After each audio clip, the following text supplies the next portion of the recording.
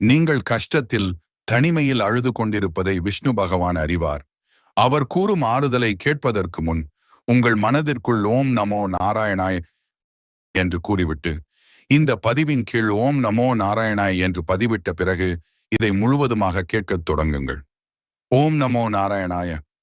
என் உயிரிலும் மேலான என் அன்பு குழந்தையே, உன் கலங்கிய கண்களை துடைத்துக்கொள்.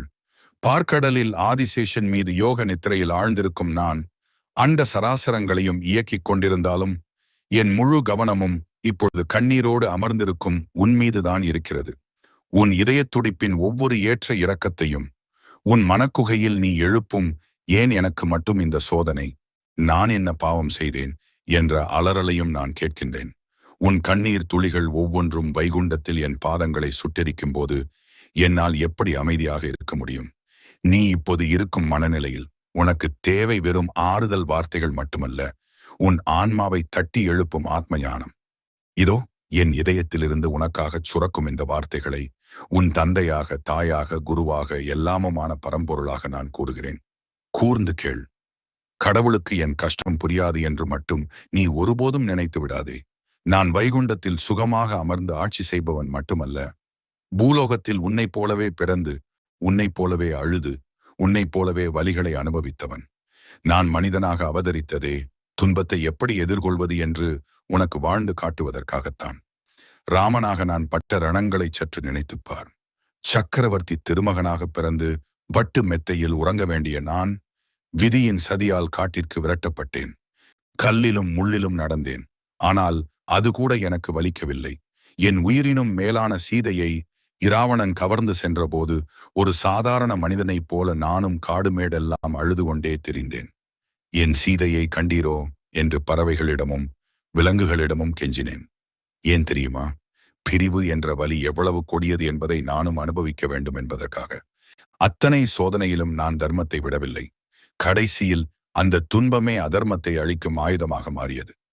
அதுபோலவே கிருஷ்ணனாக நான் அவதரித்த போதும் சோதனைகள் என்னை விடவில்லை. நான் அவதரித்ததே இருண்ட சிறைச்சாலையில்தான். பிறந்த அன்றே பெற்றோரை பிரியும் துயரம் எனக்கு நேர்ந்தது. வளர்ந்த பிறகு சியமந்தக மணி என்ற வைரத்தை திருடிவிட்டதாக என் மீதே பழி விழுந்தது.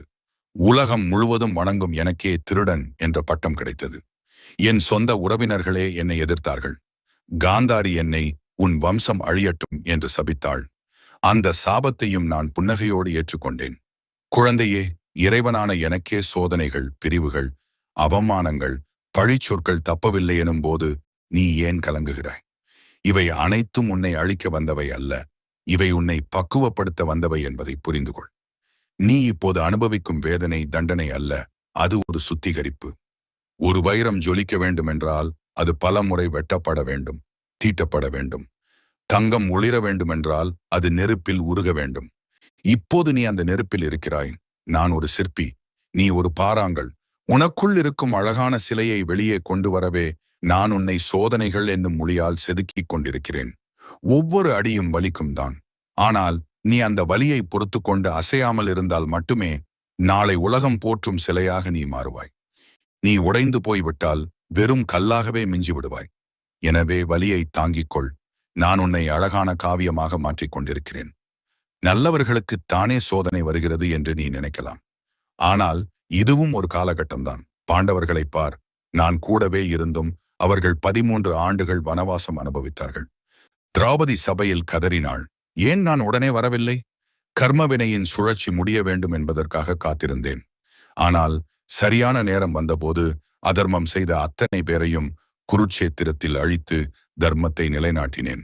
இன்று உன்னை யார் ஏமாற்றினார்களோ, யார் உன்னை தூற்றினார்களோ, யார் உன் கண்ணீருக்கு காரணமாக இருக்கிறார்களோ அவர்களைப் பற்றி நீ கவலைப்படாதே. என் சக்கராயுதம் சுழன்று கொண்டிருக்கிறது.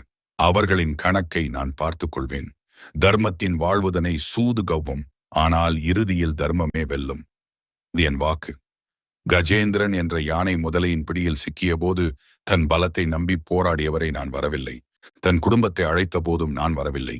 எப்போது என் பலம் முடிந்தது, இனி நீயே கதி என்று ஆதி மூலமே என என்னை அழைத்தானோ அந்த நொடியே கருடனை கூட தள்ளிவிட்டு நான் ஓடி வந்தேன். திரௌபதி தன் மானத்தை காக்க தன் கைகளால் புடவையை பிடித்துக் கொண்டிருந்தவரை நான் வேடிக்கை பார்த்தேன். எப்போது ஹே கோவிந்தா என்று 2 கைகளையும் மேலே தூக்கிச் சரணடைந்தாளோ அப்போதே அக்ஷய பாத்திரமாக புடவையைச் சுரந்தேன். இதிலிருந்து நீ கற்க வேண்டிய பாடம் ஒன்றுதான். உன் புத்திசாலித்தனம், உன் உறவுகள், உன் பணம் எதையும் நம்பாதே. கிருஷ்ணா, இனி நான் யோசிக்கப் போவதில்லை. என் வாழ்க்கை எனும் தேரை நீயே ஓட்டு. வெற்றி கிடைத்தால் அது உன் பிரசாதம், தோல்வி கிடைத்தால் அது உன் திருவிளையாடல் என்று முழுமையாக என்னிடம் சரணடை. உன் பாரத்தை என் தோளில் இறக்கி வைத்துவிடு. என் கண்மணியே, இனி நீ அழுவதை நிறுத்து. நீ அழுதால் வைகுண்டத்தில் மகாலட்சுமி வருத்தப்படுவாள். மரணமே வந்தாலும் அஞ்சாதே, ஏனெனில் காலத்தையே வென்ற காலபுருஷன் நான் உன் பக்கம் இருக்கிறேன். பலனை எதிர்பார்க்காமல் உன் வேலையைச் செய். உனக்கு எது எப்போது கிடைக்க வேண்டும் என்பதை நான் நிர்ணயிப்பேன். நீ தனிமையில் இருப்பதாக நினைக்காதே. உன் நிழல் கூட இருட்டில் உன்னை விட்டு போகலாம். ஆனால் அந்தர்யாமியாக உன் இதயத்திற்குள் நான் எப்போதும் இருக்கிறேன். சர்வதர்மான் பரித்யஜ்ய மாமேகம் சரணம் விரஜ அகம் த்வா சர்வ பாபேப்யோ மோக்ஷயிஷ்யாமி மாசுஸ். எல்லா கவலைகளையும் விட்டுவிட்டு என்னையே சரணடை. நான் உன்னை எல்லா துன்பங்களிலிருந்தும் மீட்டெடுப்பேன். கலங்காதே. இது கீதையில் அர்ஜுனனுக்குச் சொன்னது மட்டுமல்ல, இன்று அழுது கொண்டிருக்கும் உனக்காகவும் நான் கொடுக்கும் சத்திய வாக்குறுதி. உன் தலை என் மடியில் இருக்கிறது. என் கரம் உன் தலையை வருடிக் கொண்டிருக்கிறது. எல்லாம் சரியாகிவிடும். மிக விரைவில் வசந்த காலம் வரும்.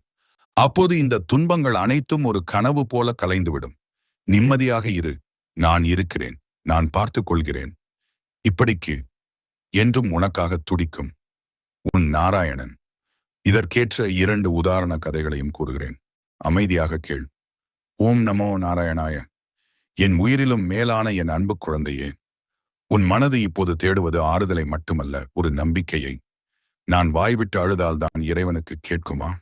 என் மௌனமான வேதனைகள் அவருக்கு புரியாதா என்ற சந்தேகம் உன் மனதின் ஓரத்தில் இருப்பதை நான் அறிவேன்.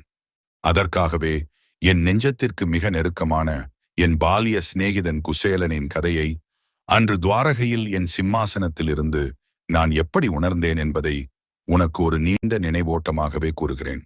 இதை வெறும் கதையாக பார்க்காதே. இது என் பக்தனுக்கும் எனக்குமான உறவின் இலக்கணம். இதில் வரும் ஒவ்வொரு வரியும் உனக்காகவே சொல்லப்படுகிறது. என் குழந்தையே, அந்த நாட்களை நான் இப்போதும் அசை போடுகிறேன். நானும் குசேலனும் சந்தீபனி முனிவரின் ஆசிரமத்தில் ஒன்றாக படித்தவர்கள். காட்டில் விறகு பொறுக்கச் செல்வோம், ஒன்றாக உணவருந்துவோம், கை கோர்த்து உறங்குவோம். ஆனால் காலச்சக்கரம் சுழன்றது. நான் துவாரகையின் அரசனானேன். குசேலனோ விதிவசத்தால் வறுமையின் பிடியில் சிக்கினான். அவனுக்கு திருமணம் முடிந்து குழந்தைகள் பிறந்தன. ஆனால் குழந்தைகளுக்கு கொடுக்க உணவில்லை, உடுத்த நல்ல ஆடை இல்லை. மழை வந்தால் ஒழுகும் ஓட்டை குடிசை, பசி வந்தால் அழும் குழந்தைகள். இதை பார்த்து துடிக்கும் மனைவி. இதுதான் குசேலனின் உலகம். ஆனால் குழந்தையே, அத்தனை வறுமையிலும் குசேலன் ஒரு நாளும் என்னை மறந்ததில்லை, என் மீது கோபப்பட்டதும் இல்லை. எல்லாம் கிருஷ்ணன் செயல் என்று அந்த வறுமையையும் ஒரு தவமாகவே ஏற்றுக்கொண்டிருந்தான். ஒரு நாள் அவன் மனைவி சுசீலை கண்களில் நீரோடு அவனிடம், சுவாமி, உங்கள் நண்பன் கிருஷ்ணன் துவாரகையில் அரசனாக இருக்கிறாரே, அவரிடம் சென்று நம் நிலையைச் சொன்னால் நமக்கு ஏதாவது உதவி செய்ய மாட்டாரா? நமக்காக வேண்டாம், பசியால் வாடும் நம் குழந்தைகளுக்காகவாவது சென்று வாருங்களேன் என்று கெஞ்சினாள். குசேலனுக்கு என்னிடம் வந்து பொருள் கேட்பதில் விருப்பமில்லை. ஆனால் கிருஷ்ணனை பார்க்கலாம் என்ற ஆசை அவனை தூண்டியது. சரி, நான் செல்கிறேன். ஆனால் அரசனை, அதுவும் என் ஆருயிர் நண்பனை வெறும் கையோடு போய் பார்க்க முடியாதே. அவனுக்கு கொடுக்க வீட்டில் என்ன இருக்கிறது என்று கேட்டான். வீட்டில் ஒன்றுமே இல்லை. அவன் மனைவி அண்டை வீடுகளில் கடன் வாங்கி ஒரு பிடி அவலை, தட்டையான அரிசி, ஒரு கந்தல் துணியில் முடிந்து கொடுத்தாள். அதுவும் முழுமையான அவல் அல்ல, கல் துகள்கள் கலந்த உடைந்த அவல். ஆனால் அதுதான் அவர்களின் சொத்து. அதை தன் இடுப்பில் மறைத்து வைத்துக் கொண்டு என் நண்பன் துவாரகை நோக்கி நடந்தான். வழியில் அவன் மனம் முழுக்க நான் தான் இருந்தேன். கிருஷ்ணன் இப்போது பெரிய சக்கரவர்த்தி. அவன் என்னை அடையாளம் கண்டுகொள்வானா? பழைய நட்பை நினைவில் வைத்திருப்பானா? கிழிந்த ஆடையோடு செல்லும் என்னை அரண்மனைக்குள் விடுவார்களா என்றெல்லாம் அவன் மனம் அலைபாயவில்லை. மாறாக, என் கண்ணனை காணப்போகிறேன் என்ற ஆனந்தத்தில் அவன் கால்கள் விரைந்தன. துவாரகையின் வாசலை அடைந்தான். தங்க மாளிகைகள், வைரத் தூண்கள், எங்கு பார்த்தாலும் செல்வம் கொழிக்கும் அந்த நகரில் எலும்பும் தோளுமாக கிழிந்த ஆடையோடு ஒரு பிச்சைக்காரனைப் போல என் நண்பன் வந்து நின்றான். காவலர்கள் அவனை தடுத்தார்கள். ஆனால் என் உள்ளுணர்வு எனக்கு சொல்லிவிட்டது, என் நண்பன் வந்திருக்கிறான் என்று. நான் அரியணையில் ருக்மணியோடு அமர்ந்திருந்தேன். குசேலன் வந்த செய்தியை அறிந்ததும் அரச மரியாதையை, என் மேலாடையை, என் காலணிகளை, ஏன் என் அரசாங்க கடமைகளை கூட மறந்துவிட்டு வாசலை நோக்கி ஓடினேன். ஓடிச் சென்று வாசலில் நின்றிருந்த குசேலனை அப்படியே கட்டியணைத்தேன். அவனது உடல் அழுக்காக இருந்தது. வியர்வை நாற்றம் அடித்தது. ஆனால் எனக்கு அது சந்தனத்தை விட சுகந்தமாக இருந்தது. என் கண்ணீரும் அவன் கண்ணீரும் ஒன்றாக கலந்தன. நான் அவனை கைத்தாங்கலாக என் அந்தப்புறத்திற்கு அழைத்துச் சென்றேன். என் தங்கச் சிம்மாசனத்தில் அவனை அமர வைத்தேன். குழந்தையே, கவனி, உலகமே என் காலடியில் விழுந்து வணங்கும். ஆனால் அன்று நான் என் நண்பனின் காலடியில் அமர்ந்து என் கைகளால் அவன் கால்களை கழுவினேன். அவன் நடந்த களைப்பு தீர என் பட்டாடை கொண்டு அவன் பாதங்களை துடைத்தேன். ருக்மணி அவனுக்கு விசிறி வீசினாள். குசேலன் நடுங்கி போனான். கிருஷ்ணா, என்ன இது? நான் பரம ஏழை, நீயோ சக்கரவர்த்தி. எனக்கு ஏன் இந்த மரியாதை என்று அவன் கண்கள் கேட்டன. நீ என் நண்பன் குசேலரே, அன்பிற்கு ஏது ஏழை பணக்காரன் என்று என் கண்கள் பதில் சொன்னன. அவன் வந்த வேலையை மறந்துவிட்டான். என்னிடம் உதவி கேட்க அவனுக்கு நான் எழவில்லை. என்னை கண்ட ஆனந்தத்திலேயே அவன் மூழ்கிவிட்டான். ஆனால் எனக்கு தெரியாதா அவன் நிலை? நான் அவனிடம், நண்பா, எனக்கு என்ன கொண்டு வந்திருக்கிறாய் என்று கேட்டேன். அவன் வெட்கத்தால் அந்த கந்தல் துணி முடிச்சை மறைத்தான். உன் ராஜபோக உணவுக்கு முன்னால் இந்த குப்பையான அவள் எம்மாத்திரம் என்று அவன் நினைத்தான். ஆனால் நான் விடவில்லை. அவன் மறைத்து வைத்திருந்த அந்த அவள் முடிச்சை பிடுங்கினேன். ஆஹா, அவள் எனக்கு மிகவும் பிடித்ததாயிற்றே என்று சொல்லி அந்த உடைந்த அவளை ஒரு கை அள்ளி வாயில் போட்டேன். என் அன்பு குழந்தையே, நான் எத்தனையோ யாகங்களில் தேவாமிர்தத்தை உண்டிருக்கிறேன். ஆனால் என் நண்பன் பக்தியோடு கண்ணீரோடு கொடுத்த அந்த அவலில் இருந்த சுவை ஈரேழு உலகத்திலும் நான் கண்டதில்லை. அது வெறும் அவல் அல்ல, அது அவனது தியாகம், அவனது அன்பு, அவனது ஆன்மா. நான் இரண்டாவது பிடியையும் அள்ளினேன். ருக்மணி என் கையை பிடித்து தடுத்தாள். போதும் பிரபு, ஒரு பிடி அவளுக்கே நீங்கள் அவனுக்கு உலகத்தையே கொடுத்து விட்டீர்கள். இன்னும் உண்டால் நாங்களே அவனுக்கு அடிமையாகி விடுவோம் என்று ஜாடை காட்டினாள். நீண்ட நேரம் பேசிவிட்டு குசேலன் விடைபெற்றான். கடைசி வரை அவன் வாயை திறந்து, கிருஷ்ணா, எனக்கு வறுமை, காசு கொடு என்று கேட்கவே இல்லை. நானும் இதை வைத்துக்கொள் என்று எதுவும் கொடுக்கவில்லை. அவன் வெறும் கையோடு திரும்பினான். ஊருக்கு திரும்பும் வழியில் அவன் நினைத்தான், கிருஷ்ணன் எப்பேற்பட்ட ஞானி! நான் செல்வம் கேட்டால் என் பக்தி குறைந்துவிடும் என்று நினைத்து எனக்கு எதுவும் கொடுக்காமல் விட்டான் போலும். அதுவும் நன்மைக்கே. அவன் தரிசனம் கிடைத்ததே எனக்கு போதும் என்று தன்னைத்தானே தேற்றிக் கொண்டு நடந்தான். பார்த்தாயா என் குழந்தையே, நான் எதுவும் தராவிட்டாலும் என் மீது அவன் கொண்ட அன்பு குறையவில்லை. அதுதான் உண்மையான பக்தி. ஆனால் அவன் தன் ஊருக்குச் சென்று பார்த்தபோது அதிர்ந்து போனான். அவனது பழைய குடிசை இருந்த இடத்தில் இந்திரலோகம் போன்ற ஒரு மாளிகை நின்றிருந்தது. அவனது மனைவி பட்டுப்புடவை அணிந்து ஆபரணங்களோடு மகாலட்சுமி போல வந்து வரவேற்றாள். குழந்தைகள் ஆரோக்கியமாக ஓடினார்கள். குசேலனுக்கு புரிந்துவிட்டது. நான் கேட்கவில்லை, ஆனால் என் கண்ணன் என் தேவையை அறிந்து விட்டான். ஒரு பிடி அவளுக்காக என் பரம்பரைக்கே அழியாத செல்வத்தை கொடுத்து விட்டான் என்று வானத்தை நோக்கி கைகூப்பி அழுதான். இதிலிருந்து நீ தெரிந்து கொள்ள வேண்டிய ஆழமான உண்மை இதுதான். என் குழந்தையே, குசேலன் என்னிடம் வாய்விட்டு எதையும் கேட்கவில்லை. அவனது கிழிந்த ஆடை எனக்கு அவன் வறுமையை சொன்னது. அவனது ஒங்கிய கன்னங்கள் அவன் பசியை சொன்னது. எல்லாவற்றிற்கும் மேலாக அவன் என் மீது வைத்திருந்த மௌனமான அன்பு அவன் உரிமையை எனக்கு உணர்த்தியது. நீயும் இப்போது குசேலனைப் போலத்தான் உணர்கிறாய். நான் இவ்வளவு கஷ்டப்படுகிறேனே, கடவுள் பார்க்கவில்லையா என்று நினைக்கிறாய். நான் பார்த்து கொண்டுதான் இருக்கிறேன். நீ என்கிடம் இதை கொடு, அதை கொடு என்று கேட்க வேண்டிய அவசியமே இல்லை. உன் தேவைகள் என்ன, உனக்கு எது எப்பொழுது தேவை என்பது உன்னை விட எனக்கு நல்லா தெரியும். குசேலன் கொடுத்தது ஒரு பிடி அவல், ஆனால் நான் திருப்பிச் கொடுத்தது குபேர் சம்பத்து. நீ எனக்கு கொடுப்பதெல்லாம் உன் கண்ணீரும் நம்பிக்கையும் மட்டும்தான். இதற்கு பதிலாக நான் உனக்கு தரப்போவது நீ கனவிலும் நினைத்திராத நிம்மதியும் மகிழ்ச்சியும் வெற்றியும் தான். சற்று பொறுத்திரு. குசேலன் ஊர் திரும்பும் வரை காத்திருந்தது போல நீயும் உன் நேரம் வரும் வரை காத்திரு. என் கணக்கு ஒருபோதும் தப்பாது. நீ கேட்காமலே வாரி வழங்குபவன் நான். உன் மௌன அழுகைக்கான பரிசை நான் தயார் செய்து விட்டேன். மிக விரைவில் அது உன் கைகளில் சேரும். அதனால் இனி கண்ணீரை துடைத்துவிடு. என் நண்பன் கிருஷ்ணன் இருக்கிறான், அவன் பார்த்து கொள்வான் என்ற ஒற்றை நம்பிக்கையோடு உன் வாழ்க்கை பயணத்தை தொடர். உன் குடிசையை மாளிகையாக மாற்ற நான் தயாராக இருக்கிறேன். என்றும் உனக்காக காத்திருக்கும் உன் ஆத்ம நண்பன் கிருஷ்ணன். இரண்டாவது கதையையும் உனக்காக கூறுகிறேன். எதை பற்றியும் சிந்திக்காமல் நான் கூறுவதை அமைதியாக கேள். ஓம் நமோ நாராயணாய். என் அன்பு குழந்தையே, உன் கண்களில் வழியும் கண்ணீர் எனக்கு தெரிகிறது. என்னை சுற்றி இத்தனை எதிர்ப்புகளா? எனக்கு உதவ யாருமே இல்லையா? நான் தனிமரமாக நிற்கிறேனே என்று உன் மனம் பயத்தில் உறைந்து போயிருப்பதை நான் உணர்கிறேன். பயப்படாது. இந்த தனிமையையும் இந்த சூழ்நிலையையும் என் பக்தன் பிரகலாதன் எப்படி எதிர்கொண்டான் என்பதை உனக்கு ஒரு தாயின் அரவணைப்போடு நான் விரிவாகச் சொல்கிறேன். இதை வெறும் புராணக் கதையாக கேட்காதே. இது உன் பயத்தை விரட்டும் மந்திரம்.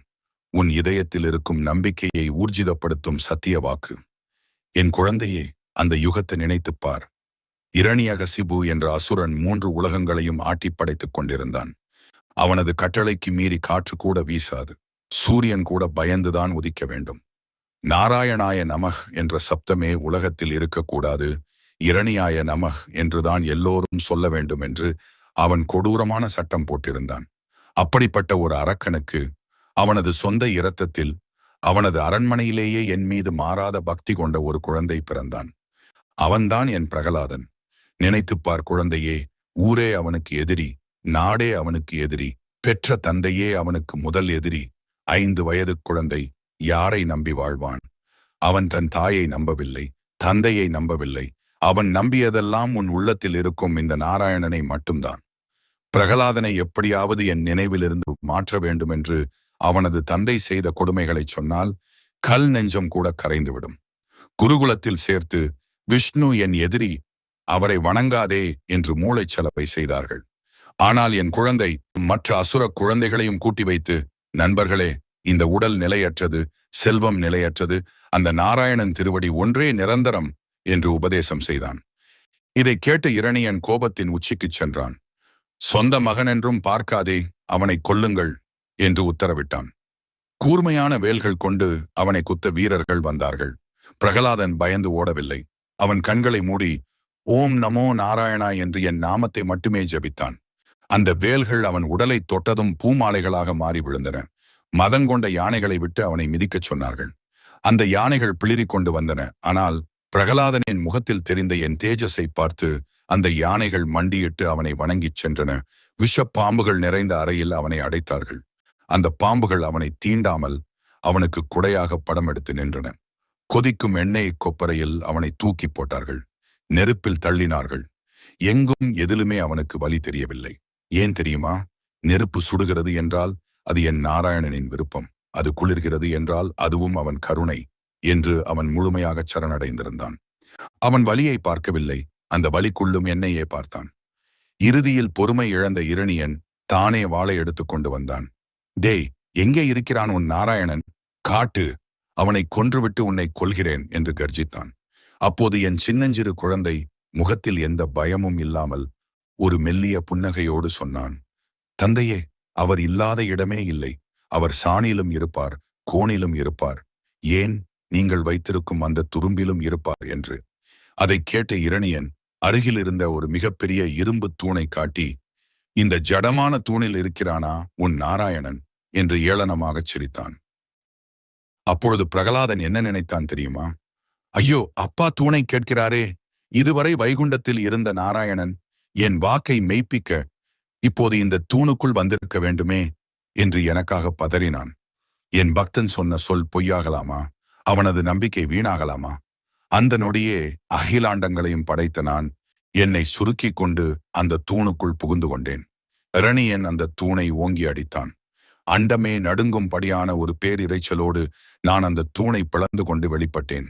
மனிதனும் அல்லாத மிருகமும் அல்லாத நரசிம்ம வடிவத்தில், இரவும் அல்லாத பகலும் அல்லாத அந்தி பொழுதில் வாசற்படியில் வைத்து என் பக்தனை துன்புறுத்திய அந்த அசுரனை என் மடியில் கிடத்தி வதம் செய்தேன். தேவர்கள் எல்லாம் என் உக்கிரமான ரூபத்தை பார்த்து பயந்து நடுங்கினார்கள். ஆனால் என் குழந்தை பிரகலாதன் மட்டும் என் அருகில் வந்து, சுவாமி, சாந்தமாகுங்கள் என்று என் கால்களை கட்டிக்கொண்டான்.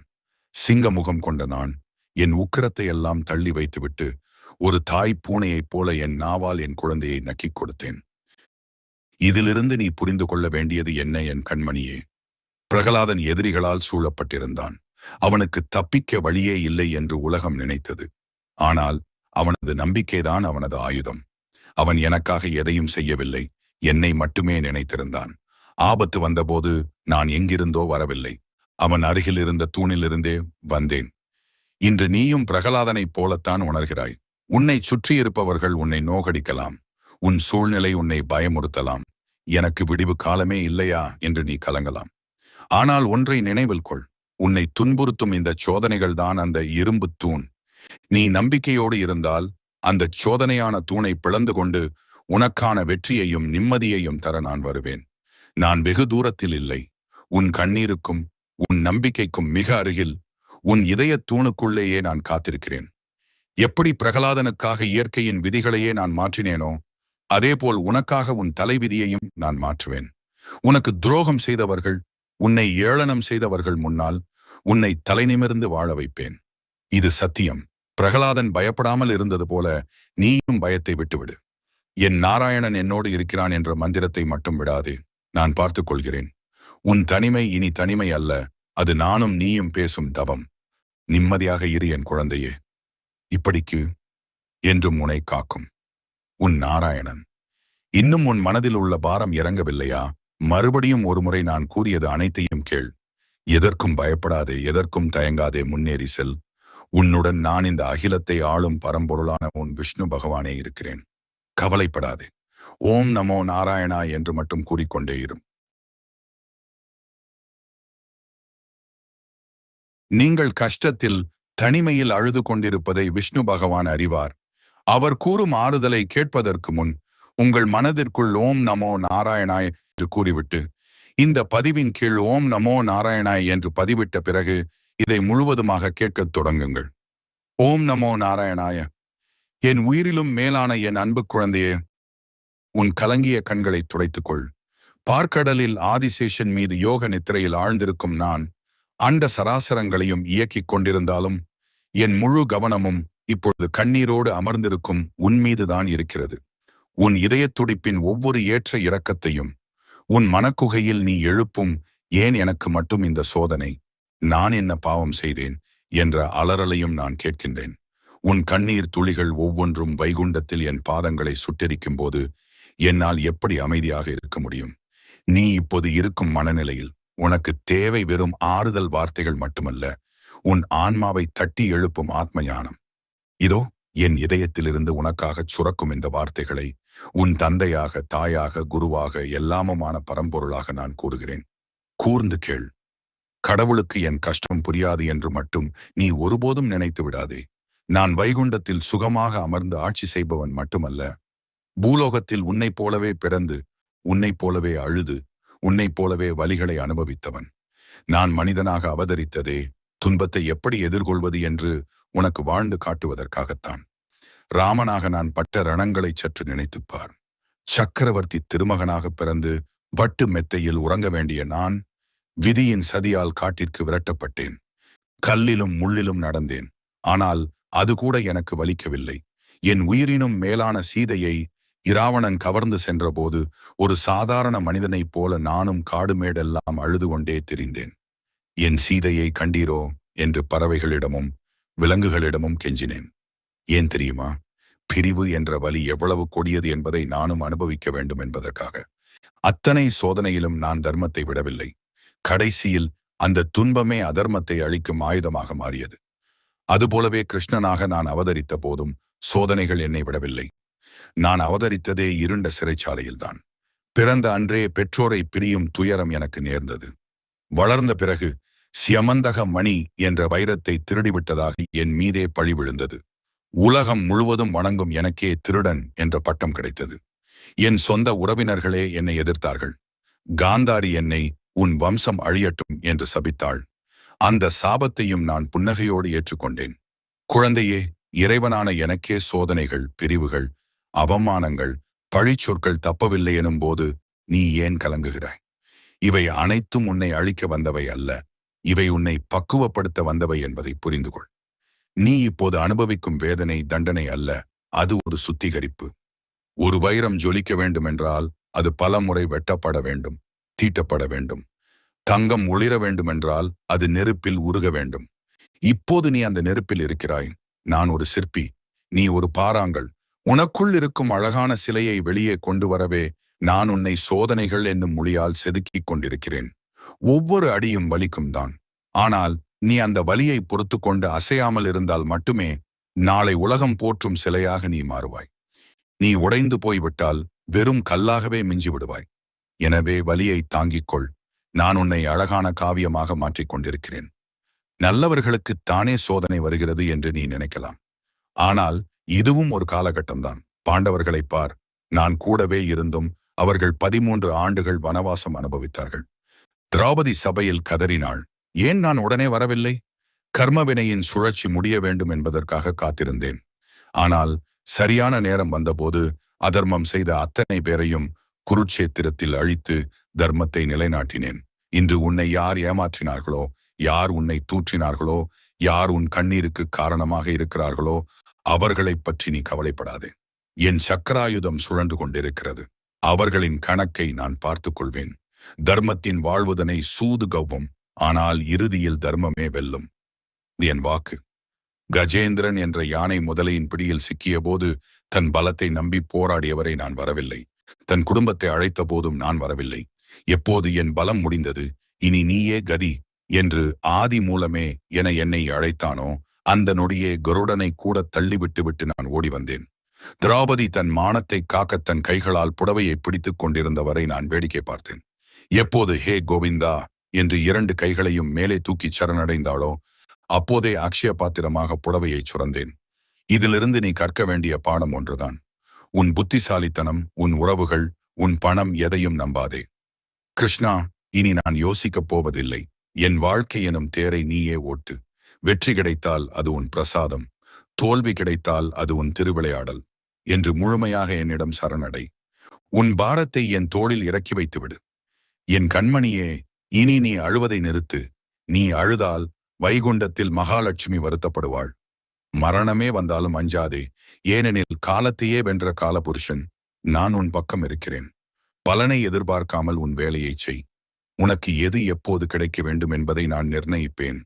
நீ தனிமையில் இருப்பதாக நினைக்காதே. உன் நிழல் கூட இருட்டில் உன்னை விட்டு போகலாம்.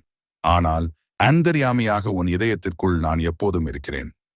சர்வதர்மான் பரித்யஜ்ய மாமேகம் சரணம் பிரஜ அகம் துவா சர்வ பாபேப்யோ மோக்ஷயிஷ்யாமி மாசுஸ்.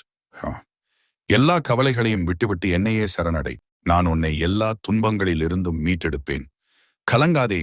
இது கீதையில் அர்ஜுனனுக்கு சொன்னது மட்டுமல்ல, இன்று அழுது கொண்டிருக்கும் உனக்காகவும் நான் கொடுக்கும் சத்திய வாக்குறுதி.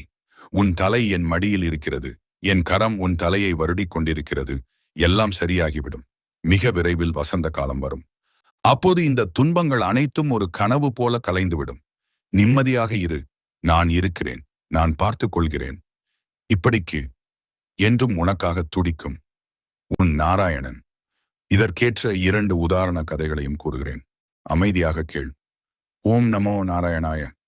என் உயிரிலும் மேலான என் அன்பு குழந்தையே, உன் மனது இப்போது தேடுவது ஆறுதலை மட்டுமல்ல, ஒரு நம்பிக்கையை. நான் வாய்விட்டு அழுதால்தான் இறைவனுக்கு கேட்குமா? என் மௌனமான வேதனைகள் அவருக்கு புரியாதா என்ற சந்தேகம் உன் மனதின் ஓரத்தில் இருப்பதை நான் அறிவேன். அதற்காகவே என் நெஞ்சத்திற்கு மிக நெருக்கமான என் பாலிய சிநேகிதன் குசேலனின் கதையை அன்று துவாரகையில் என் சிம்மாசனத்தில் இருந்து நான் எப்படி உணர்ந்தேன் என்பதை உனக்கு ஒரு நீண்ட நினைவோட்டமாகவே கூறுகிறேன். இதை வெறும் கதையாக பார்க்காதே. இது என் பக்தனுக்கும் எனக்குமான உறவின் இலக்கணம். இதில் வரும் ஒவ்வொரு வரியும் உனக்காகவே சொல்லப்படுகிறது. என் குழந்தையே, அந்த நாட்களை நான் இப்போதும் அசை போடுகிறேன். நானும் குசேலனும் சந்தீபனி முனிவரின் ஆசிரமத்தில் ஒன்றாக படித்தவர்கள். காட்டில் விறகு பொறுக்கச் செல்வோம், ஒன்றாக உணவருந்துவோம், கை கோர்த்து உறங்குவோம். ஆனால் காலச்சக்கரம் சுழன்றது. நான் துவாரகையின் அரசனானேன். குசேலனோ விதிவசத்தால் வறுமையின் பிடியில் சிக்கினான். அவனுக்கு திருமணம் முடிந்து குழந்தைகள் பிறந்தன. ஆனால் குழந்தைகளுக்கு கொடுக்க உணவில்லை, உடுத்த நல்ல ஆடை இல்லை. மழை வந்தால் ஒழுகும் ஓட்டை குடிசை, பசி வந்தால் அழும் குழந்தைகள். இதை பார்த்து துடிக்கும் மனைவி. இதுதான் குசேலனின் உலகம். ஆனால் குழந்தையே, அத்தனை வறுமையிலும் குசேலன் ஒரு நாளும் என்னை மறந்ததில்லை, என் மீது கோபப்பட்டதும் இல்லை. எல்லாம் கிருஷ்ணன் செயல் என்று அந்த வறுமையையும் ஒரு தவமாகவே ஏற்றுக்கொண்டிருந்தான். ஒரு நாள் அவன் மனைவி சுசீலை கண்களில் நீரோடு அவனிடம், சுவாமி, உங்கள் நண்பன் கிருஷ்ணன் துவாரகையில் அரசனாக இருக்கிறாரே, அவரிடம் சென்று நம் நிலையை சொன்னால் நமக்கு ஏதாவது உதவி செய்ய மாட்டாரா?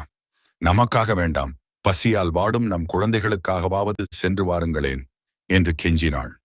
குசேலனுக்கு என்னிடம் வந்து பொருள் கேட்பதில் விருப்பமில்லை. ஆனால் கிருஷ்ணனை பார்க்கலாம் என்ற ஆசை அவனை தூண்டியது. சரி, நான் செல்கிறேன். ஆனால் அரசனை, அதுவும் என் ஆருயிர் நண்பனை வெறும் கையோடு போய் பார்க்க முடியாதே. அவனுக்கு கொடுக்க வீட்டில் என்ன இருக்கிறது என்று கேட்டான். வீட்டில் ஒன்றுமே இல்லை. அவன் மனைவி அண்டை வீடுகளில் கடன் வாங்கி ஒரு பிடி அவலை, தட்டையான அரிசி, ஒரு கந்தல் துணியில் முடிந்து கொடுத்தாள். அதுவும் முழுமையான அவல் அல்ல, கல் துகள்கள் கலந்த உடைந்த அவல். ஆனால் அதுதான் அவர்களின் சொத்து. அதை தன் இடுப்பில் மறைத்து வைத்துக் கொண்டு என் நண்பன் துவாரகை நோக்கி நடந்தான். வழியில் அவன் மனம் முழுக்க நான் தான் இருந்தேன். கிருஷ்ணன் இப்போது பெரிய சக்கரவர்த்தி. அவன் என்னை அடையாளம் கண்டுகொள்வானா? பழைய நட்பை நினைவில் வைத்திருப்பானா? கிழிந்த ஆடையோடு செல்லும் என்னை அரண்மனைக்குள் விடுவார்களா என்றெல்லாம் அவன் மனம் அலைபாயவில்லை. மாறாக, என் கண்ணனை காணப்போகிறேன் என்ற ஆனந்தத்தில் அவன் கால்கள் விரைந்தன. துவாரகையின் வாசலை அடைந்தான். தங்க மாளிகைகள், வைரத் தூண்கள், எங்கு பார்த்தாலும் செல்வம் கொழிக்கும் அந்த நகரில் எலும்பும் தோளுமாக கிழிந்த ஆடையோடு ஒரு பிச்சைக்காரனைப் போல என் நண்பன் வந்து நின்றான். காவலர்கள் அவனை தடுத்தார்கள். ஆனால் என் உள்ளுணர்வு எனக்கு சொல்லிவிட்டது, என் நண்பன் வந்திருக்கிறான் என்று. நான் அரியணையில் ருக்மணியோடு அமர்ந்திருந்தேன். குசேலன் வந்த செய்தியை அறிந்ததும் அரச மரியாதையை, என் மேலாடையை, என் காலணிகளை, ஏன் என் அரசாங்க கடமைகளை கூட மறந்துவிட்டு வாசலை நோக்கி ஓடினேன். ஓடிச் சென்று வாசலில் நின்றிருந்த குசேலனை அப்படியே கட்டியணைத்தேன். அவனது உடல் அழுக்காக இருந்தது. வியர்வை நாற்றம் அடித்தது. ஆனால் எனக்கு அது சந்தனத்தை விட சுகந்தமாக இருந்தது. என் கண்ணீரும் அவன் கண்ணீரும் ஒன்றாக கலந்தன. நான் அவனை கைத்தாங்கலாக என் அந்தப்புறத்திற்கு அழைத்துச் சென்றேன். என் தங்கச் சிம்மாசனத்தில் அவனை அமர வைத்தேன். குழந்தையே, கவனி, உலகமே என் காலடியில் விழுந்து வணங்கும். ஆனால் அன்று நான் என் நண்பனின் காலடியில் அமர்ந்து என் கைகளால் அவன் கால்களை கழுவினேன். அவன் நடந்த களைப்பு தீர என் பட்டாடை கொண்டு அவன் பாதங்களை துடைத்தேன். ருக்மணி அவனுக்கு விசிறி வீசினாள். குசேலன் நடுங்கி போனான். கிருஷ்ணா, என்ன இது? நான் பரம ஏழை, நீயோ சக்கரவர்த்தி. எனக்கு ஏன் இந்த மரியாதை என்று அவன் கண்கள் கேட்டன. நீ என் நண்பன் குசேலரே, அன்பிற்கு ஏது ஏழை பணக்காரன் என்று என் கண்கள் பதில் சொன்னன. அவன் வந்த வேலையை மறந்துவிட்டான். என்னிடம் உதவி கேட்க அவனுக்கு நான் எழவில்லை. என்னை கண்ட ஆனந்தத்திலேயே அவன் மூழ்கிவிட்டான். ஆனால் எனக்கு தெரியாதா அவன் நிலை? நான் அவனிடம், நண்பா, எனக்கு என்ன கொண்டு வந்திருக்கிறாய் என்று கேட்டேன். அவன் வெட்கத்தால் அந்த கந்தல் துணி முடிச்சை மறைத்தான்.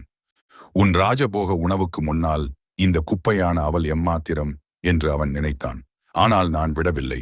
அவன் மறைத்து வைத்திருந்த அந்த அவல் முடிச்சை பிடுங்கினேன். ஆஹா, அவல் எனக்கு மிகவும் பிடித்ததாயிற்றே என்று சொல்லி அந்த உடைந்த அவலை ஒரு கை அள்ளி வாயில் போட்டேன்.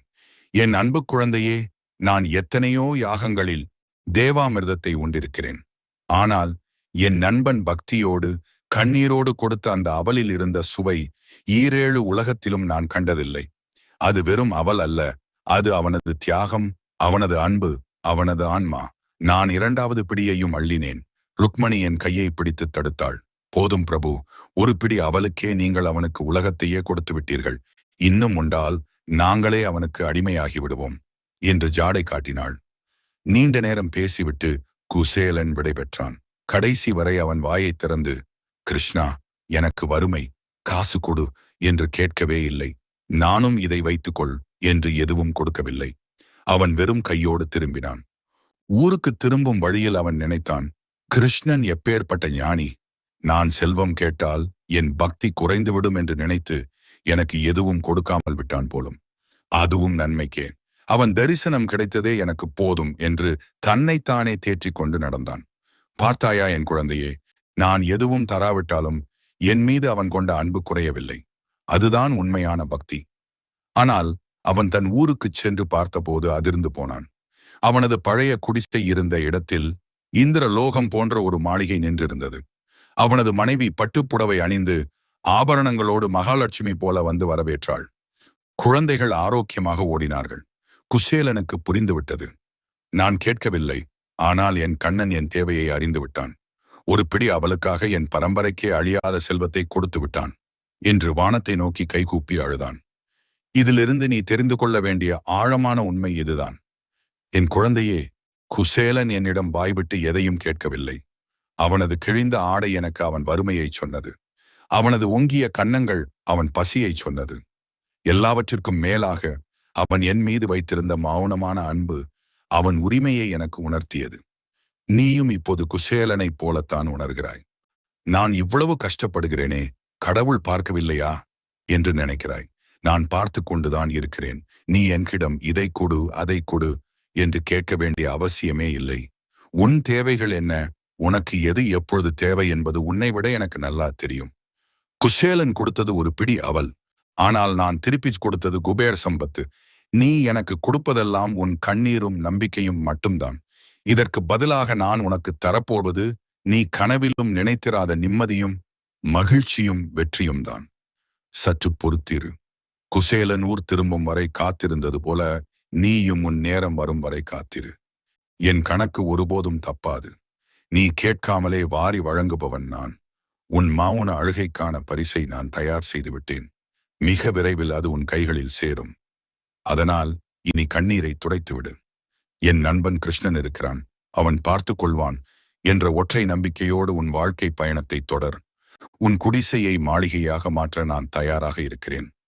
என்றும் உனக்காக காத்திருக்கும் உன் ஆத்ம நண்பன் கிருஷ்ணன். இரண்டாவது கதையையும் உனக்காக கூறுகிறேன். எதை பற்றியும் சிந்திக்காமல் நான் கூறுவதை அமைதியாக கேள். ஓம் நமோ நாராயணாய். என் அன்பு குழந்தையே, உன் கண்களில் வழியும் கண்ணீர் எனக்கு தெரிகிறது. என்னை சுற்றி இத்தனை எதிர்ப்புகளா? எனக்கு உதவ யாருமே இல்லையா? நான் தனிமரமாக நிற்கிறேனே என்று உன் மனம் பயத்தில் உறைந்து போயிருப்பதை நான் உணர்கிறேன். பயப்படாது. இந்த தனிமையையும் இந்த சூழ்நிலையையும் என் பக்தன் பிரகலாதன் எப்படி எதிர்கொண்டான் என்பதை உனக்கு ஒரு தாயின் அரவணைப்போடு நான் விரிவாகச் சொல்கிறேன். இதை வெறும் புராணக் கதையாக கேட்காதே. இது உன் பயத்தை விரட்டும் மந்திரம். உன் இதயத்தில் இருக்கும் நம்பிக்கையை ஊர்ஜிதப்படுத்தும் சத்திய வாக்கு. என் குழந்தையே, அந்த யுகத்தை நினைத்துப் பார். இரணியகசிபு என்ற அசுரன் 3 உலகங்களையும் ஆட்டி படைத்துக் கொண்டிருந்தான். அவனது கட்டளைக்கு மீறி காற்று கூட வீசாது. சூரியன் கூட பயந்துதான் உதிக்க வேண்டும். நாராயணாய நமஹ் என்ற சப்தமே உலகத்தில் இருக்கக்கூடாது. இரணியாய நமஹ் என்றுதான் எல்லோரும் சொல்ல வேண்டும் என்று அவன் கொடூரமான சட்டம் போட்டிருந்தான். அப்படிப்பட்ட ஒரு அரக்கனுக்கு அவனது சொந்த இரத்தத்தில் அவனது அரண்மனையிலேயே என் மீது மாறாத பக்தி கொண்ட ஒரு குழந்தை பிறந்தான். அவன்தான் என் பிரகலாதன். நினைத்துப்பார் குழந்தையே, ஊரே அவனுக்கு எதிரி, நாடே அவனுக்கு எதிரி, பெற்ற தந்தையே அவனுக்கு முதல் எதிரி. 5 வயது குழந்தை யாரை நம்பி வாழ்வான்? அவன் தன் தாயை நம்பவில்லை, தந்தையை நம்பவில்லை. அவன் நம்பியதெல்லாம் உன் உள்ளத்தில் இருக்கும் இந்த நாராயணனை மட்டும்தான்.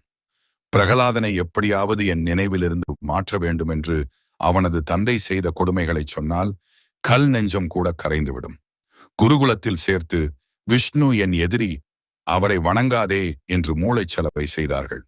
ஆனால் என் குழந்தை மற்ற அசுர குழந்தைகளையும் கூட்டி வைத்து, நண்பர்களே, இந்த உடல் நிலையற்றது, செல்வம் நிலையற்றது, அந்த நாராயணன் திருவடி ஒன்றே நிரந்தரம் என்று உபதேசம் செய்தான். இதை கேட்டு இரணியன் கோபத்தின் உச்சிக்குச் சென்றான். சொந்த மகனென்றும் பார்க்காதே, அவனை கொல்லுங்கள் என்று உத்தரவிட்டான். கூர்மையான வேல்கள் கொண்டு அவனை குத்த வீரர்கள் வந்தார்கள். பிரகலாதன் பயந்து ஓடவில்லை. அவன் கண்களை மூடி ஓம் நமோ நாராயணா என்று என் நாமத்தை மட்டுமே ஜபித்தான். அந்த வேல்கள் அவன் உடலை தொட்டதும் பூமாலைகளாக மாறி விழுந்தன. மதங்கொண்ட யானைகளை விட்டு அவனை மிதிக்கச் சொன்னார்கள். அந்த யானைகள் பிளிரிக் கொண்டு வந்தன.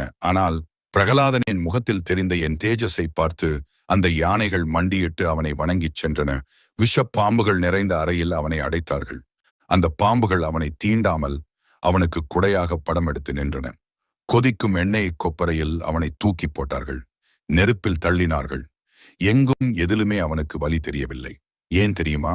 நெருப்பு சுடுகிறது என்றால் அது என் நாராயணனின் விருப்பம். அது குளிர்கிறது என்றால் அதுவும் அவன் கருணை என்று அவன் முழுமையாக சரணடைந்திருந்தான். அவன் வலியை பார்க்கவில்லை, அந்த வலிக்குள்ளும் என்னையே பார்த்தான். இறுதியில் பொறுமை இழந்த இரணியன் தானே வாளை எடுத்து கொண்டு வந்தான். டேய், எங்கே இருக்கிறான் உன் நாராயணன்? காட்டு, அவனை கொன்றுவிட்டு உன்னை கொல்கிறேன் என்று கர்ஜித்தான். அப்போது என் சின்னஞ்சிறு குழந்தை முகத்தில் எந்த பயமும் இல்லாமல் ஒரு மெல்லிய புன்னகையோடு சொன்னான், தந்தையே, அவர் இல்லாத இடமே இல்லை. அவர் சாணியிலும் இருப்பார், கோணிலும் இருப்பார், ஏன் நீங்கள் வைத்திருக்கும் அந்த துரும்பிலும் இருப்பார் என்று. அதை கேட்ட இரணியன் அருகில் இருந்த ஒரு மிகப்பெரிய இரும்பு தூணை காட்டி, இந்த ஜடமான தூணில் இருக்கிறானா உன் நாராயணன் என்று ஏளனமாகச் சிரித்தான். அப்பொழுது பிரகலாதன் என்ன நினைத்தான் தெரியுமா? ஐயோ, அப்பா தூணை கேட்கிறாரே! இதுவரை வைகுண்டத்தில் இருந்த நாராயணன் என் வாக்கை மெய்ப்பிக்க இப்போது இந்த தூணுக்குள் வந்திருக்க வேண்டுமே என்று எனக்காக பதறினான். என் பக்தன் சொன்ன சொல் பொய்யாகலாமா? அவனது நம்பிக்கை வீணாகலாமா? அந்த நொடியே அகிலாண்டங்களையும் படைத்த நான் என்னை சுருக்கிக் கொண்டு அந்த தூணுக்குள் புகுந்து கொண்டேன். இரணியன் அந்த தூணை ஓங்கி அடித்தான். அண்டமே நடுங்கும்படியான ஒரு பேரிரைச்சலோடு நான் அந்த தூணை பிளந்து கொண்டு வெளிப்பட்டேன். மனிதனும் அல்லாத மிருகமும் அல்லாத நரசிம்ம வடிவத்தில், இரவும் அல்லாத பகலும் அல்லாத அந்தி பொழுதில் வாசற்படியில் வைத்து என் பக்தனை துன்புறுத்திய அந்த அசுரனை என் மடியில் கிடத்தி வதம் செய்தேன். தேவர்கள் எல்லாம் என் உக்கிரமான ரூபத்தை பார்த்து பயந்து நடுங்கினார்கள். ஆனால் என் குழந்தை பிரகலாதன் மட்டும் என் அருகில் வந்து, சுவாமி சாந்தமாகுங்கள் என்று என் கால்களை கட்டிக்கொண்டான். சிங்க முகம் கொண்ட நான் என் உக்கிரத்தை எல்லாம் தள்ளி வைத்துவிட்டு ஒரு தாய் பூனையைப் போல என் நாவால் என் குழந்தையை நக்கிக் கொடுத்தேன். இதிலிருந்து நீ புரிந்து கொள்ள வேண்டியது என்ன என் கண்மணியே? பிரகலாதன் எதிரிகளால் சூழப்பட்டிருந்தான். அவனுக்கு தப்பிக்க வழியே இல்லை என்று உலகம் நினைத்தது. ஆனால் அவனது நம்பிக்கைதான் அவனது ஆயுதம். அவன் எனக்காக எதையும் செய்யவில்லை, என்னை மட்டுமே நினைத்திருந்தான். ஆபத்து வந்தபோது நான் எங்கிருந்தோ வரவில்லை, அவன் அருகில் இருந்த தூணிலிருந்தே வந்தேன். இன்று நீயும் பிரகலாதனைப் போலத்தான் உணர்கிறாய். உன்னை சுற்றியிருப்பவர்கள் உன்னை நோகடிக்கலாம், உன் சூழ்நிலை உன்னை பயமுறுத்தலாம். எனக்கு விடிவு காலமே இல்லையா என்று நீ கலங்கலாம். ஆனால் ஒன்றை நினைவில் கொள், உன்னை துன்புறுத்தும் இந்த சோதனைகள் தான் அந்த இரும்பு தூண். நீ நம்பிக்கையோடு இருந்தால் அந்த சோதனையான தூணை பிளந்து கொண்டு உனக்கான வெற்றியையும் நிம்மதியையும் தர நான் வருவேன். நான் வெகு தூரத்தில் இல்லை, உன் கண்ணீருக்கும் உன் நம்பிக்கைக்கும் மிக அருகில் உன் இதய தூணுக்குள்ளேயே நான் காத்திருக்கிறேன்.